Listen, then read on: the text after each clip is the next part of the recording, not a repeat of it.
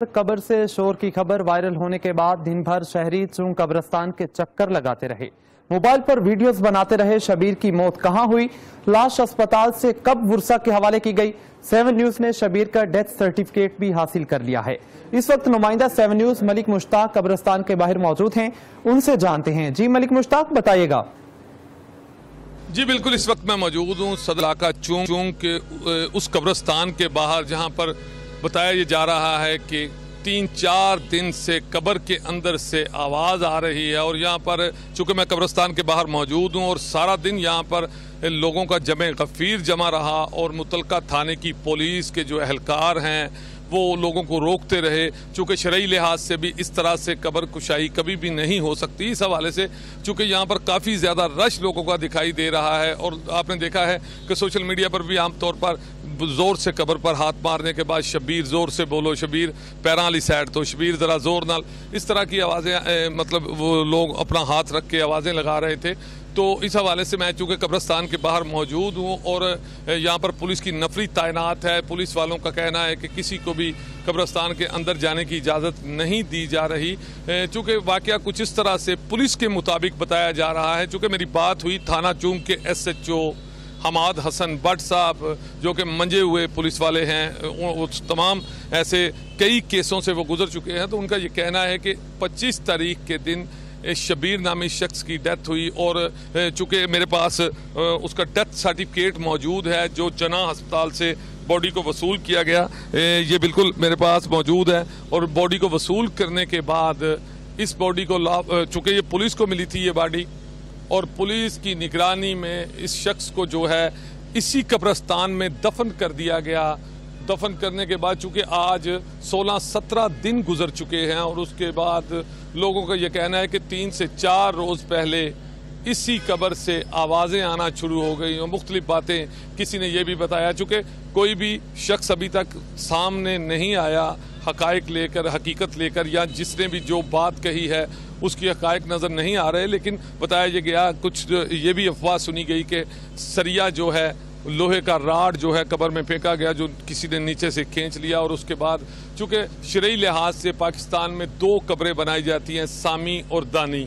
और जो सामी कब्र है वो ज़मीन के लिहाज से बच्चों की बनाई जाती है। चूँकि ये इस शख्स की उम्र जो बताई जाती है वो 25 साल के करीब बताई जा रही है और पुलिस की निगरानी में इसे दफन किया गया और इसकी कब्र दानी बनाई गई थी। और दानी कब्र पर उसके बाद जो है वो कंक्रीट की स्लैब रखी गई थी और उसके बाद मिट्टी डाली गई थी। मुमकिन नहीं है कि कब्र से आवाज़ आ सके, लेकिन इसके बावजूद यहाँ पर लोगों का जमे गफ़ीर है और लोग दूर दूर से इस कब्र को देखने के लिए, ना सिर्फ देखने के लिए आ रहे हैं बल्कि अपने मोबाइल फ़ोन से वीडियो बना रहे हैं। और कुछ लोग जो हैं कब्र पर अपना हाथ रख के आवाज़ें लगा रहे हैं। इसी हवाले से पुलिस का ये कहना है कि ये लाश जब हमें पता चला और लाश हमने वसूल की, इसे दफन कर दिया, तो बार बार जब इसके लवाहिकीन सामने आए तो उनका कहना है कि हमारा बेटा जो है वो कब्र में जिंदा है। जिस पर पुलिस का कहना है कि आप मुतलका मजिस्ट्रेट साहब से कब्र कुशाई की इजाज़त लेकर आएँ तो इस कब्र को खोदा जाएगा। इससे पहले भी बताया यह गया है कि कुछ लोगों ने इस कब्र को खोदने की कोशिश की है और उन्होंने मिट्टी हटाने की कोशिश की कब्रिस्तान के अंदर, जिसे पुलिस ने रोका। और पुलिस का ये कहना है कि मजिस्ट्रेट के आर्डर चूँकि अब मिल चुके हैं और मुहर्रम की छुट्टियों की वजह से, चूँकि 2 दिन 9वीं और 10वीं मुहर्रम की वजह से तमाम अफसरान जो है वो मुहर्रम की छुट्टियों पर थे और छुट्टियों की वजह से 2 दिन जो है वो लेट हुआ है। और कोशिश की जा रही है कि 2 दिन बाद जो है इस कब्र कुशाई की जाएगी। और चूँकि इसके लवाहिकीन की तरफ से, इसकी वालिदा की तरफ से, इसके रिश्तेदारों की तरफ से जो दरख्वास्त दायर की गई है कि हमारा जो बेटा है वो कब्र के अंदर ज़िंदा है, वो आवाज़ें लगा रहा है, इस हवाले से चूँकि कब्र कुशाई की जाएगी। उसके बाद आपको बताता चलूँ कि एक और बात बताई जा रही है कि इस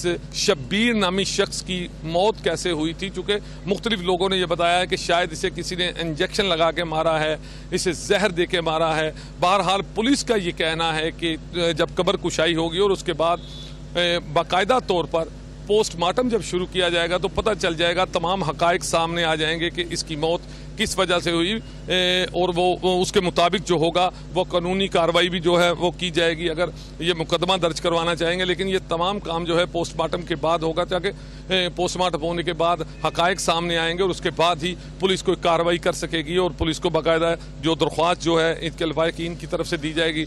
लेकिन जो मसला अब चल रहा है, काफ़ी ज़्यादा लोग कब्रिस्तान में लोग बिल्कुल दूर दूर से, मैं आपको बताता चलूँ, दूर दूर से जब लोग आवाज़ सुनते हैं या कोई ऐसी अफवाह सुनते हैं तो आते हैं। इस तरह काफ़ी आज सारा दिन भी यहाँ पर जमे गफीर रहा, लोगों का रश था काफ़ी।